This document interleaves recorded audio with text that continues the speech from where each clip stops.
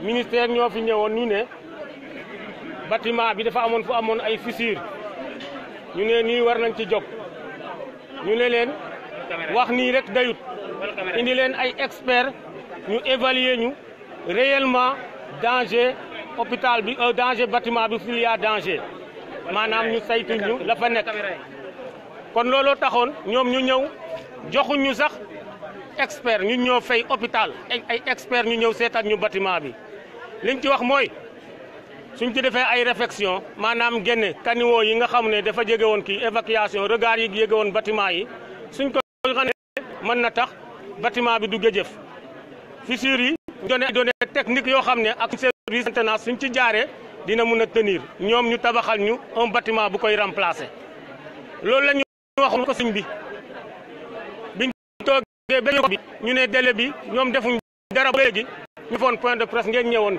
couvrir ñu liñ ca waxoon mooy ñoo waxoon lii defaguñ ko te dañoo bañ ñu bettuñu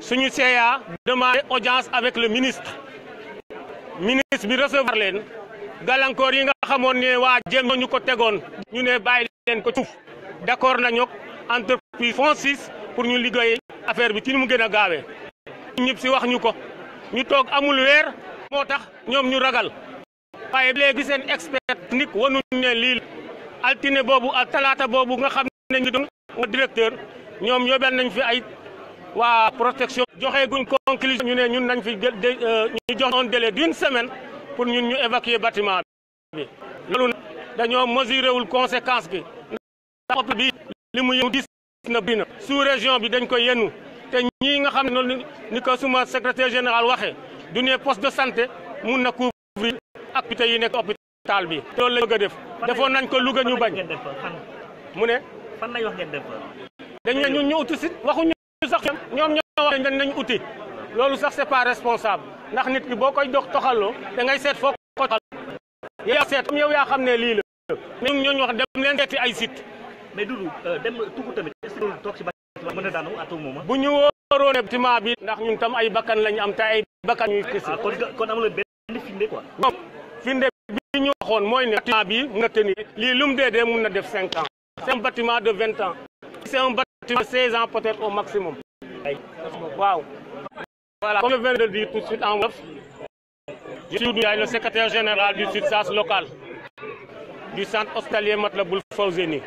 Ce que nous réunissons aujourd'hui, c'est un mouvement de protestation contre une décision qui nous est tombée en nuit comme ça.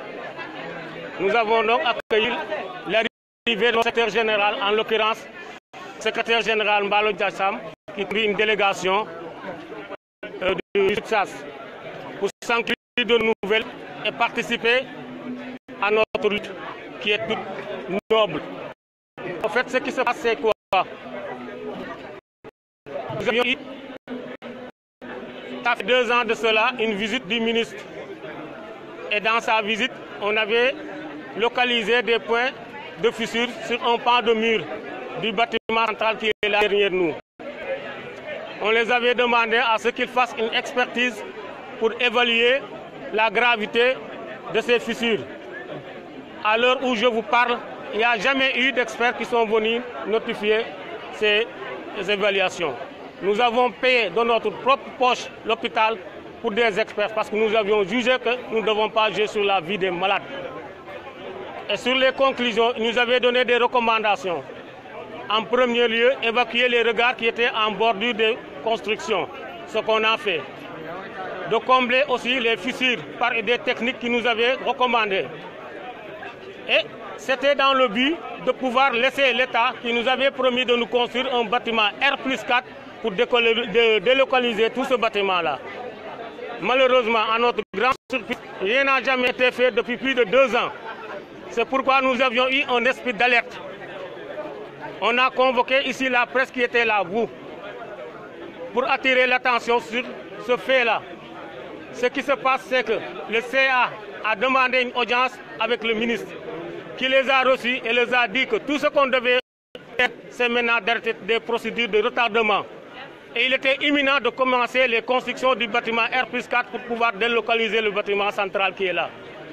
À notre grande surprise, la semaine dernière, ils ont convié le directeur de l'hôpital, celui de Namatou et de l'hôpital Darou Khoudoss, avec le médecin-chef de région, pour leur dire que les événements qui viennent de se passer à Demba Diop nécessitent maintenant que nous trouvions des sites pour sortir du bâtiment d'ici une semaine.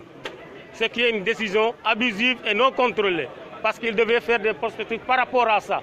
Maintenant, nous disons non, nous ne sortons pas de notre hôpital sur ces conditions-là.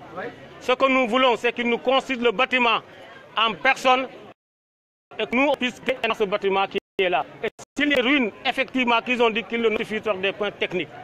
Mais quelles sont les conséquences? Quelles seraient les conséquences si toutefois vous sortiez? Mais les conséquences sont énormes. C'est un chômage technique. C'est donc aussi la population qui va en pâtir parce qu'ils n'auront plus où venir. L'hôpital là, il polarise beaucoup de sites, non seulement la sous-région, mais les régions environnantes, jusqu'à Matam, Tambacounda, on reçoit des malades. Et ceux qui viennent de la Guinée, de la Gambie, où est-ce qu'ils vont partir? Si je comprends bien, il n'y a pas de locaux qui peuvent contenir ces malades. Il n'y a pas à Touba actuellement. Il n'y en a pas. S'il y en avait, on n'aurait pas continué à protester comme ça. Là. Mais M. Dia, est-ce qu'il est sûr aussi de rester sous un bâtiment menacé d'effondrement? S'il y a menace d'effondrement, c'est nous en personne qui est les premiers menacés. Merci. Parce que nous